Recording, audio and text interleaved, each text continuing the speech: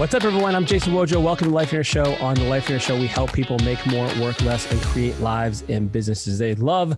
I am joined by my Polish illustrious co-host, Polish Peter. What's up, bro? Illustrious. Ooh, I like that. Yeah, I don't know what that means exactly, but it sounds really good. So, yeah. Well, man, speaking of illustrious, we have the illustrious Dr. Ron Eccles on the Life in Your Show this week, man. I got to tell you, you introduced me to this guy. Love him to death. He's awesome, man. I really have enjoyed getting to know him. And today we're going to talk about what it means to be a Christian business owner. We're going to talk about what it means when you're not getting the results in your business you want. Like, what do you do? Like, you know, and some of the misconceptions about business owners that I think hold people back. Yeah. And one of the things that he talks about on this particular podcast is about influences. And if I really think about it, going back to that event where I met him, there was something about this guy that the energy, right? And the influences, I'm having conversations with him. So I'm really excited about the fact that he's on this particular episode because of the fact that the stuff that he pours out, that he pours into businesses, helps them grow. And the way he does it is, I think, very beneficial to any business owner, whether you're Christian or not. It doesn't matter. Where you come from. So absolutely. Let's do it, man.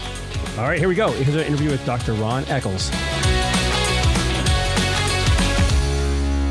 Ron, welcome to Life in Your Show. I'm so excited you're here, man. Man, I'll tell you what, I am so pumped up. I lost sleep waiting to get to this day. You might be the first one that's ever said that, at least verbally, to Peter and I. And hopefully it's not a fear of dread or nightmare, but more of excitement and looking forward to what's going to cover here, man. Peter, I've got a chance actually through you to connect with Ron on a fairly frequent level. I'd consider him a friend, and here's a guy who I can't wait for our listeners to get to learn from and hear about, because he has so much value to give people, and he has just a heart for improving lives. It's really going to be awesome, man. And you met him, I guess, at an event as well, right? Yeah, I did meet him at an event, and then we just started having a conversation. I know you were talking about Christianity and businesses, and you had a book coming out. And after the short conversation that we had, and we, hung out a little bit at the event, I'm like, dude, we got to get this guy on the show. Yeah. Because it aligns with a lot of what we do at Life on Air. And I think it's going to be really beneficial to the listeners. So Ron, tell us about yourself and your organization. What do you do? Well, if I go back far enough, I go back into my 20s when I had hair. And actually, when I graduated from chiropractic college at 24 and started private practice, thought I would be in chiropractic the rest of my life. It was my passion. And I felt it was my calling from God because I loved it. And within 10 years, I completed 3 diplomate programs, which 95% or 99% of the people in my field don't have one. So I was just one of those guys that was constantly pushing myself to better, because I felt it was my responsibility. Then an accident took me out of chiropractic, and I began down a journey of entrepreneur excellence. I've owned and operated multiple businesses since then, and kind of started at the bottom each time and worked my way up and built, 6 and 7 figure businesses. So about a little bit more than a decade ago, I was speaking at an event on real estate investing. I was doing that at the time, and the guys who invited me out to speak at that event had never heard me speak before. And after I got off the stage, they said, "You're selling a coaching program this weekend." And I said, "That's really great. I'm very flattered, but I don't have one, but thank you." They said, no, you're going to sell one. I said, "No, I'm not." I'm not going to sell something I don't have. He said, "No, they want you." So that weekend I started the world of training and working with business owners, which I just love. The world of entrepreneurs, and I love the heart of business people. So that's where I'm at today. That's where I spend my life. That about a little bit more than a year ago, I decided to actually expand my footprint in the Christian world for Christian business owners. So this is funny. It's just struck me, Ron, as you're talking, is like you were fixing the human physical body previously, and now you're fixing people's businesses and by corollary, their lives as well, when you help them create the business that serves them. And so you have a book coming out that Peter mentioned, or is it out already? It's out. Yeah. And so what is the title of that book? Proud to say, and I don't even know if it'll show up on this Zoom thing, but it's it does. It's like that blurred function on it. Right. It's called The Unstoppable Christian Business. 7 steps to your 7-figure business. Business with purpose, passion, and profit. And so why is that important to you, is to have that? Well, it's really interesting that when you speak, now I've had clients that, again, not Christian business owners, but clients from all different backgrounds. And I just love people, and I just love the heart of the entrepreneur, right? But then when I speak about things, because to build a better business, you always have to focus on building a better you. So having conversations about spiritual growth and about the spiritual hierarchy in our lives just became something that was very highly important to me. So working with Christian, the clients I had that were Christian business owners, I could speak with greater authority because there was a standard we both agreed upon in the priorities of life. So it got me excited, and I realized that there weren't many people out there planting their flag and saying, hey, I'm a business consultant or coach, and I happen to be a Christian. And so there's this strong underlying tone of who I am, and it comes into what I do. I feel like that's something a lot of people keep separate. Like they are maybe a Christian. I don't want, it's certainly not from a place of judgment, just from observation, where you'll see somebody come to church on the weekend, and then all of a sudden they're in business, and they perhaps conduct themselves in a way that it doesn't match up. It's inconsistent. What does it mean to really be a Christian business owner? It's really interesting because I don't really separate the two things. If a person is a Christian, whether they own a business or they don't own a business, they either are a Christian or they're not a Christian, which means we follow Jesus Christ as our Lord and Savior. And certainly I'm going to admit right here, and I'll do it all the time, that we're sinners like everybody else. We make mistakes. And listen, I tell people, if you want to look at a hypocrite, just look at me, because I've done many hypocritical things in my life, but it doesn't reflect who my God is. So the Christian business owner sometimes doesn't understand that there's the highest calling in their lives. And I say it very frank to people who claim to be Christians. So the first priority of a Christian business owner is to make disciples, to live in such a way and conduct your business in such a way that people go, there's something different about you. I want to know what it is, because I'm interested in following that. So that's the first responsibility. The second one is profit. You got to make profit. Too many Christian business owners are, first of all, they're kind of hiding their faith. And there's no reason you don't flaunt. I teach you don't flaunt your faith. You live as a believer the way you're supposed to. Yeah. Some people, their business is primarily to Christian audiences, and other people, their business is to anybody. But people should look at us and see differences. They should see the fruit of God working in our lives by the way we act and the way we do business and the way we treat other people. Then there are people who are, in the Christian business world, so to speak. They're Christians and they own a business, but they don't know how to run a business. They think, well, I just have faith and God will provide for me. But God doesn't do the work for you. He gives you the opportunity to go and study. Listen, I'm a big fan of you guys. I love what you're doing. In fact, I'm coming, just so everybody knows, and I don't know when they're going to be listening to this recording, but I'm coming to my first Life in Air. My wife and I are coming, and we are just so excited because many of my friends who I respect greatly have raved about their experiences with that. And I know, because you and I get to spend some time together each week, Jason, encouraging each other. And I just love your coaching, and I love what you guys do. So I consider it. That's good coaching, you said? What's that? Did you just say the love is coaching? Absolutely, man. Really? Listen, Jason and I, when we get together, we share and help each other. And I'm like, he's pretty smart, Peter. Don't tell him that, but he is a really pretty smart. That's what I'm trying to avoid, but you keep bringing it up, Ron. But the reality of it, he's a really smart guy. So I love what you guys are doing too, as well, because, Jason, I know that you live your life very strongly as a Christian, even though Life in There is not necessarily only for Christians, but your core values, right? I always tell people your core values for Christians should be biblically centric, and no decision passes through the filter of your core values, gets to the other side, unless it obeys your core principles. Wow, Ron, you just summed this up wonderfully. And I love that. One thing you said that struck me is not only two things. One is that you said, sometimes we have Christians that believe like, hey, I'm going to start a business and then just God's going to do all the work for me and I don't need to do my part. And then secondly, maybe perhaps related to that, is the results people get in their business. And especially some Christians believe that like there's this culture of like they have to live in poverty. Like, and as Christians, they should, a profit is wrong, maybe even perhaps. Like, how does that play into, have you run across that? Do people feel like it's evil to make money? I actually wrote about it in my book. I think the title of the chapter is called The 800-Pound Gorilla. And then I admit, I know there's no such thing as an 800-pound gorilla, but it's to emphasize the point that the two big camps that are in opposition to each other inside of Christianity is the prosperity gospel and the poverty gospel. The people that believe if you just believe it strong enough and you claim it, you'll get it. God will heal you. He'll bless you. He'll just give you and pour over all the things of this world that you could desire. And then there's the people who believe you have any of that stuff, you're ungodly. And so I address that by saying very simple, because when people ask me, which camp am I in? I say, I'm in a different camp. It's called the stewardship gospel.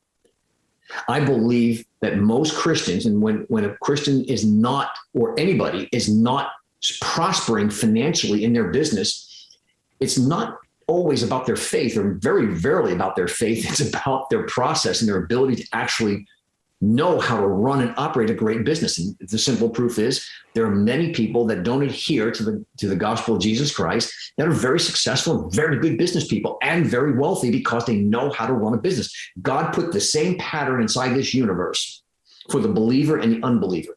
We either walk in it and obey it and get the results from it, or we disobey it and we fail to get the results. It's not complicated. Mm-hmm. That's fascinating. And, it's kind of what you mentioned reminds me of what you said earlier, like life in air, in our case, isn't just for Christians. What we believe is that we're teaching truth. And whether it doesn't matter what denomination you're from, what your beliefs are, what any of that, but it's like you're saying, it's what we believe to be universal truths that apply to everybody. So if a business owner, let's talk about some tangible things here that a business owner can kind of look at. If they're not getting the results in their business they want, what are some of the rocks that you uncover? You coach people, you help people, you've seen a number of businesses, most likely, I'm guessing, have some common challenges. What are some of those things that you help people with? I'll cover two important things. One has to do with business and your personal life, and the other one is your personal life. One of my taglines is build a better you build a better business. And most times when I'm dealing with a business owner and there's a problem, usually it's rooted in somewhere in them. Here's what I explain. My background, one of my diplomates is in neurology. And I have one in orthopedics, one in neurology, and one sports injury. And one of the things that I'm completely convinced that is that if you treat the symptoms, the problem keeps coming back. Get to the cause and remove the cause, the problem stays away. It's the same thing with most people, whether it's a business root cause or a personal root cause. Whoever's working with the person has to get to the root and solve that issue. And once that issue is solved, then a lot of things clean up. So two of the things that I see constantly is, number one is misappropriation of time. Most business owners are frazzled, they're running, they're chaotic, they have lots of busyness and not enough productivity. And that goes back to when I start to back into where's the cause at. Number one is they're not even clear about what it is they want. You can't hit a target. You can't say, I tell this story from the stage. I do a lot of professional speaking in motivational speaking. And I say this, imagine if I blindfolded you and walked you into a middle of a field, spun you around 10 or 15 times till you were disoriented, put a bow and arrow in your hand, told you to put the arrow on the bow, pull it back and hit a target about 100 yards away. How many people think you could hit it? And most people say, I can't. And I ask them why, because I don't know where the target is. And they said, but here's the problem. You want more money in your life. You want a better business. You want a better marriage. But you don't even know what that looks like. You're not even clear about the target. And if you're not clear about the target, how are you ever going to hit it? Then I teach a simple formula for people. It's called ITAR. I have it in my book. And I call it my ITAR formula, because you have to, I didn't invent anything, right? It's not brand new from a concept standpoint, but I had to package it in a way that would be memorable when people say, hey, I've heard Dr. Ron talk about that ITAR thing. And it's about your results. I always teach it backwards. R stands your results in life, your finances, your health, your relationships, and your spiritual walk. If you're not satisfied with those, if they're not optimal, then you go backwards in the formula. The letter A comes right before R, and it's about the actions you take. Not the one action you take, you buy a new gym outfit, you go and you work for 6 hours with a trainer, and you never go back again. Well, you're not going to get very good results. You go and you work out 3 times a week, you eat healthier, and in time, you're going to get incredible results. Then if you're having a difficult time getting motivated to do the right actions, you've got to go one letter back, and it begins with the letter T, and it's your thought life.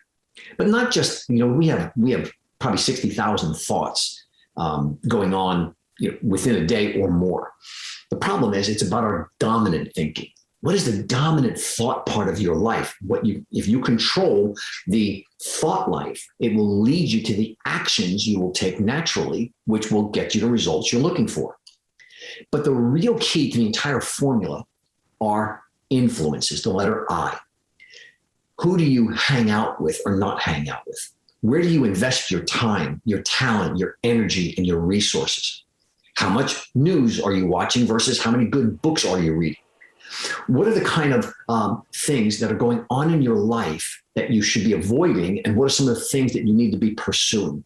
These are choices we have to make. And these influences determine your direction, and your direction determines your destiny. How's that? That sounded really good. I like that one. Man, yeah. We have the recording, Ron, so you can play that back and you'll write it down. So I was like, what did you just say? I go, I don't remember. It sounded good. So I love this. And so basically what you've essentially given everyone is a prescription of how to address if you're not getting the results you want. And now the results are so, because nobody thinks, hey man, my thoughts are the problem here. I'm not thinking the right things. They're looking at the results. Those are the most easily identifiable things because these are something that it's tangible. You're getting the results you want or you're not. And so that is like your automatic feedback, like where it's like, you see this tangibly. And then you've essentially just given them a stepwise process to reverse engineer what is leading to those results. Okay, well, it's the actions. What's leading to those actions? It's the thoughts, and what's, and you mentioned influences, and like, what are the inputs in your life? Like, what are the things that you're taking in that are affecting those thoughts? And so have you seen, out of those 4 steps, would you say that you see people get stuck at one stage more than another? Like, is it usually, or is it always the inputs? It's always the inputs. Always. Okay. Most people do not have the discipline to change their influences. Everybody wants the result. Very few people want the sweat that's necessary and the time needed to develop the results in your life. Because look, we live in a culture that says I want instant gratification, but that's not what success is about. Success is about laying down the work, staying focused, having the discipline. And in time, there's this tipping point where you begin to get massive results. But it's like the story of the bamboo. You plant the bamboo seed, and it's a long time before you ever see a sprout come out. But when a sprout comes out within a year, it really grows up pretty fast. Because during the germination time, it's been building a root system that will support a mighty stalk of bamboo. It's the same way in success in life. You've got to lay down that root system and build it over time. And then once momentum hits that tipping point, you're going up. That's what, interesting you said that, because I find this with a lot of entrepreneurs that is a big issue right there, because what ends up happening is most entrepreneurs give up during that root making process. And they're like, nothing is showing up. I'm banging my head against the wall. I'm trying to make this happen. I'm doing this, I'm doing that, doing all this, and nothing is happening. Yeah. And if they just kept building those roots, not give up, keep going, have actually the right direction, like you talked about the results, and ultimately it's going to sprout out. And I see this happen then within a year or two, all of a sudden the businesses just start blowing up, And it's a really good analogy to kind of think in the back of your head as this bamboo tree, because if you start having that kind of conversation in your head, you keep going. Hopefully you keep going, right? Yeah. So I got a question for you. Where is Christianity coming to this formula? Well, again, if I'm speaking to somebody who is a Christian, obviously the influences have to be, how are you spending your time? Now, for me, there are a number of disciplines for Christians, and one of them is spending time with our God, getting close to him, spending quiet time, getting rid of all the distractions, and really getting to know who God is, because that's one of the greatest reasons we were created, was to know him. And we know him secondarily through his word. So reading scripture, reading the Bible, really understand the Bible is a roadmap to a closer walk with God. Then there's prayer, there's fellowship, there's fasting and praying. There are 7 different spiritual disciplines. And I've got to say, most Christians, and this was me for a long time, so I say this with no condemnation. I walked with one foot in the world, and I walked with one foot in, we call the kingdom, right? In other words, I wanted to live my life as a Christian, but man, I loved the things of this world. And the moment, and it took me decades, when I planted my flag and I went all in. I said, you know what? I will live a lot longer dead than I will alive. I heard that from Chris Widener years ago, and I'm like, oh, that's really powerful. It's a thought process. Hey, listen, if you think that there's nothing more than just molecules and atoms and everything's material, then when we die, that's it. That's a pretty depressing way to live. But if there is life beyond here, if we are more than just matter, but we are spiritual beings living in a physical body, then eternity should be a consideration while you're here. And is how you live today, does it make any difference or impact on what happens in eternity? And the answer, I believe, is yes. But I want to be really clear. It's in the world of faith as a Christian, it's not about, and this was the wonderful thing, I think, about Christianity. Every other faith system of the world is about do. These are all the things you got to do if you want to get there. In Christianity, it's the opposite. It's done. Jesus did it all for us. There's nothing we can do to earn it. We just have to receive that gift. Now, the question you asked me, Peter, is that the Christian has, I think, a higher responsibility to live in a way that Jesus commanded. 2 things: love God with all your heart, with all your soul, with all your mind, with all your strength, and to love one another. And with that, you fulfill all the law. And the problem is with me, I don't love enough. And that's my heart. I want to learn how to love people more and let down my judgment or even my response when they hurt me. And that's not easy. So for Christians who are in business, you've got to, it's a higher calling. Yeah, when somebody, swindles you out of some business, right? Or a competitor that's running you out, go love that man. Yeah. Well, listen, I'm competitive, and I know that I'm speaking to 2 other competitive guys on here, right? Entrepreneurs naturally, most are hardwired to be competitive.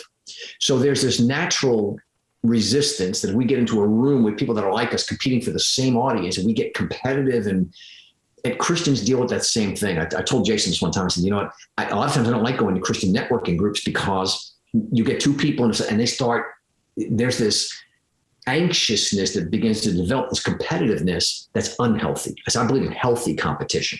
And my goal is to help, and I know it's the same way with you, is to help all my clients to blow their competition out of the water by being better, by providing an extraordinary experience, greater customer service, incredible products and services to people.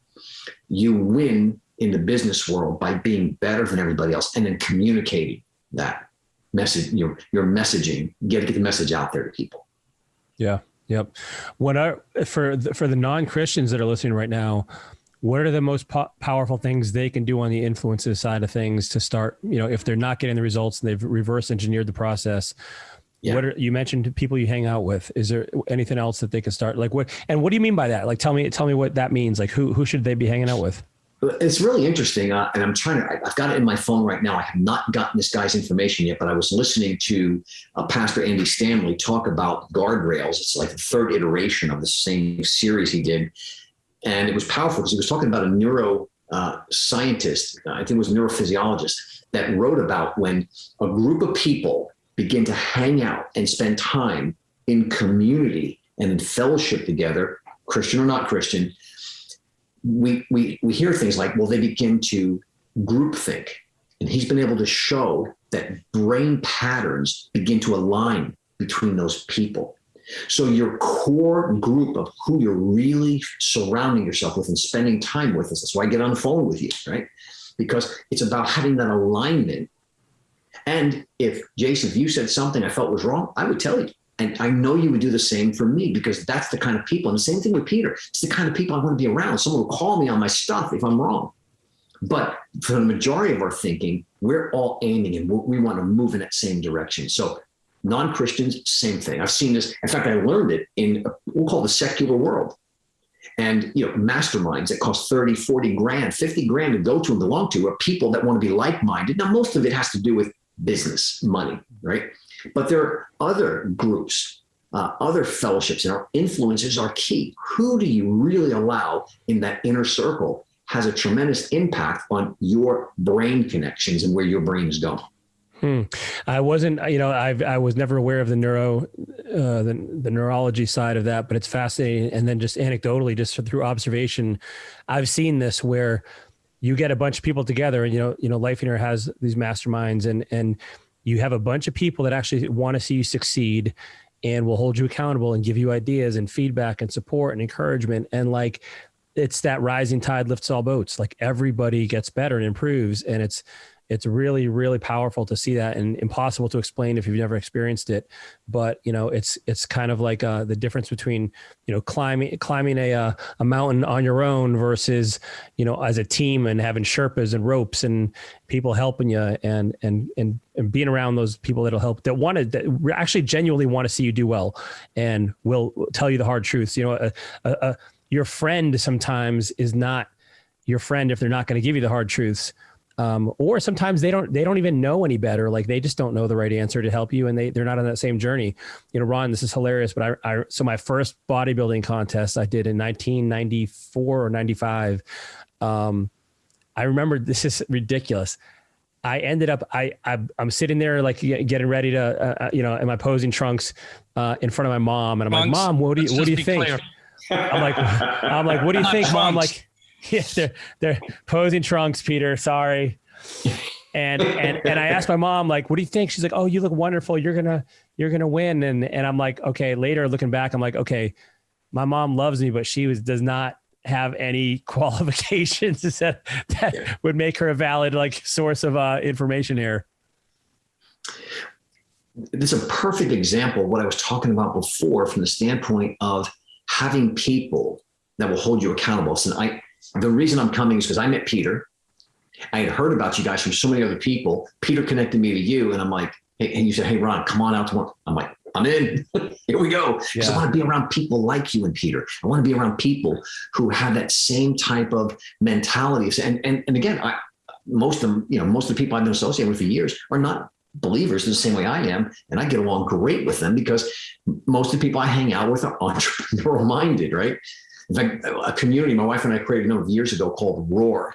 And it's a metaphor for the sound lions make. When you hear another male or another lion in their territory, they roar really loud. It's a warning sign, stay out, this is mine.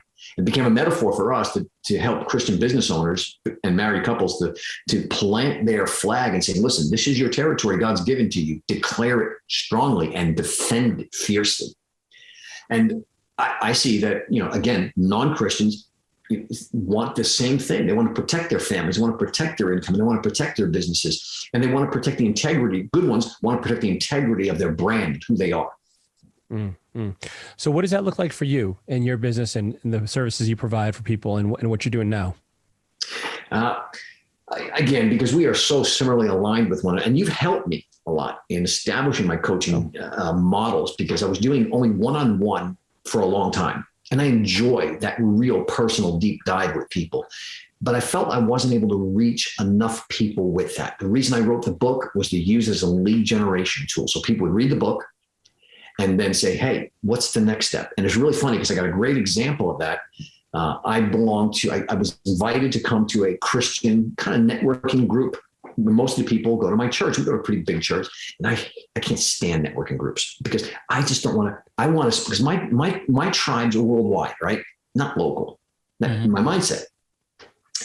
God had a different plan. I went to this group and it was like, I'm not here for anything. I said to the guys, I stood up, I said, listen, here's my application. I'm in. You guys want me? I'm in. And I'm only here to serve. I'm not here to take anything out.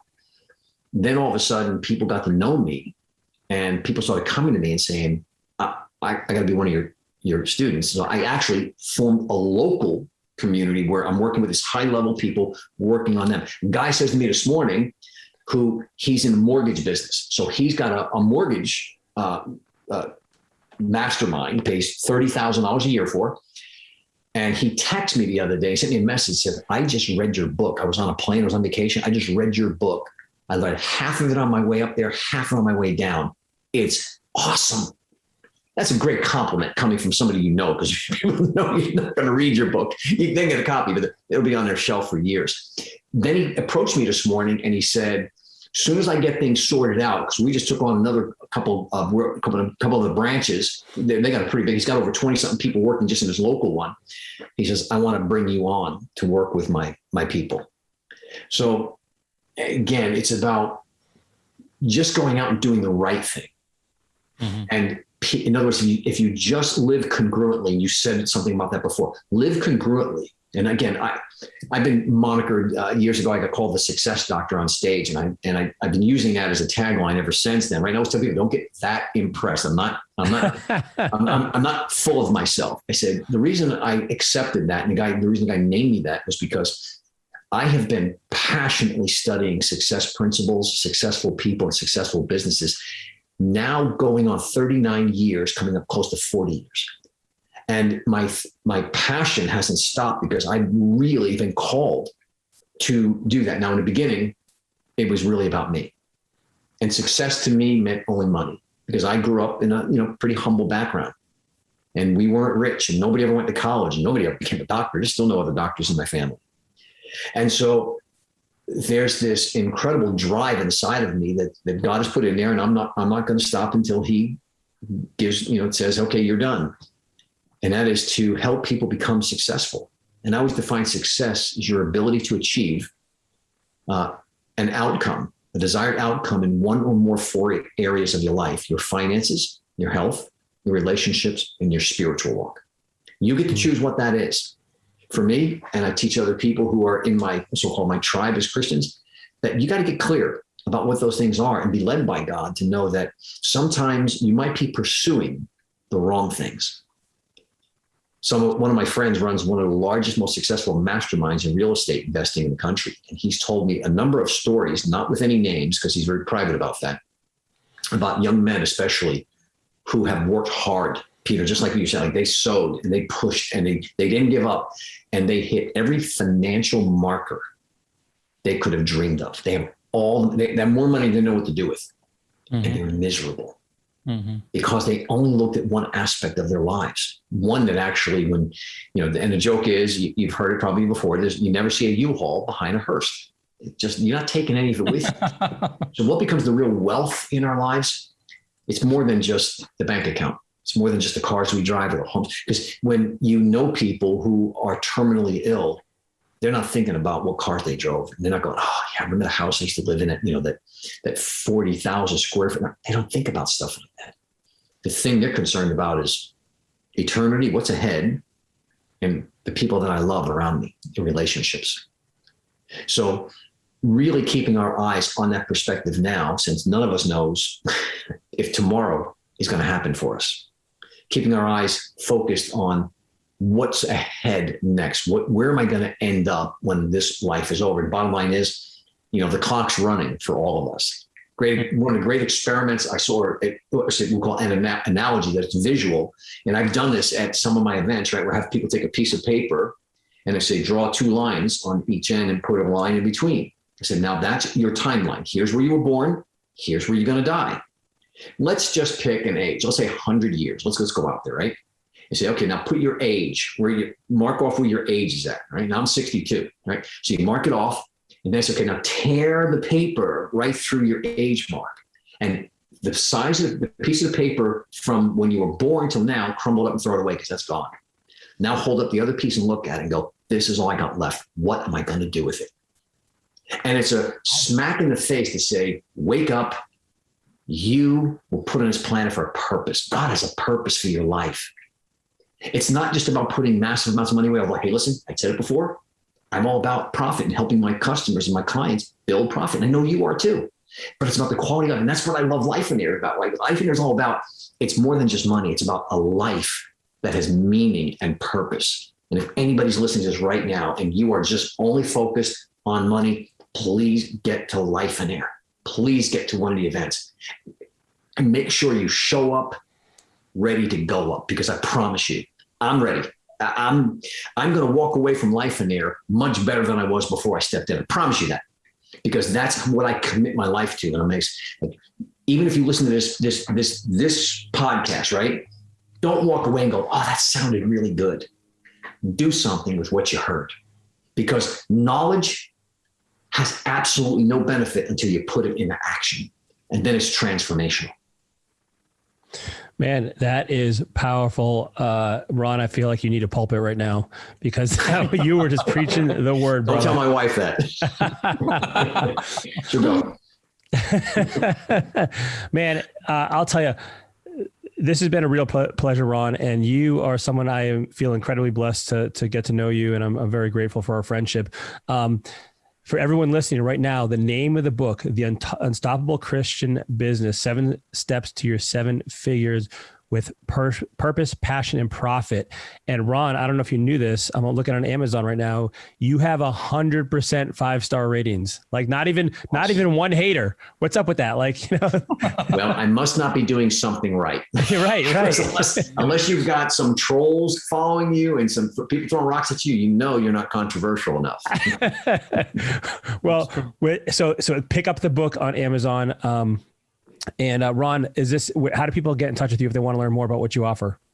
I always give people my personal email address and just say, contact me. And it's just really fun. People never take advantage. They never abuse it anyway. So it's Dr. Ron Eccles at gmail.com. DRRONECCLES at gmail.com. Perfect. Love it. Well, I think anybody would be very well served by reaching out to you and getting to know you more. I'm very grateful. Again, thanks for being on Life in Air show. Listen, one more plug. If you haven't been to Life in Air, get there. You need the coaching to grow your business. Be willing to invest what's necessary to get to that next level, or maybe the next 3 or 4 levels. Awesome. I appreciate that, Ron. My pleasure, guys. Dude, that was an awesome episode and just totally reaffirmed why I love Ron so much, man. He's just such an awesome guy. He has so much value to add, and he's just a super smart guy who likes to see people succeed. Yeah, and the way he positions himself and the way he talks about business and helping people, it's not rocket science if you really think about it. It lays it out very simply, but those steps are so important in your walk as a business owner, as an entrepreneur, that if you leave any of those steps out, that's why you're probably struggling, And when you talked about the whole bamboo tree story, it really resonated with me, because I think a lot of business owners feel like, because of instant gratification. You mentioned this on the episode. I want this now. I want the profits now. I want the business to start growing. Why is it not happening? Why is it not happening, right? And a lot of times I think business owners, we are like this. We have to plant the roots, and it starts with the influences in your life. And not just people, it's everything, the media, what you do throughout the day, how you think, and all the kind of things have big influence on you and your life. Well, to that point, man, I love that you brought that up, the bamboo trees metaphor, and I, I've heard this before, how the timeline where you see nothing and then all of a sudden, once it breaks out of the ground, it goes crazy. The one thing that struck me when he was telling that story was that while those roots are spreading, you need to make sure your business and your life is set up in a way that you can wait for those roots to sprout and not rush it.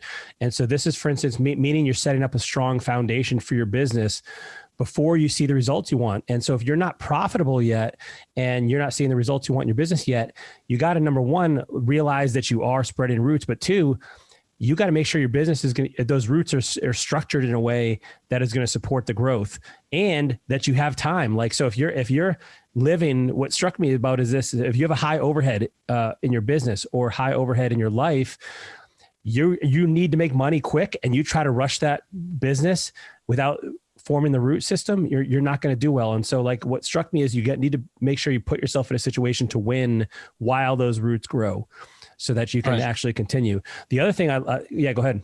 What just struck me too, as you're talking about those roots, those happen during, the first part of this formula that he talks about. Yes.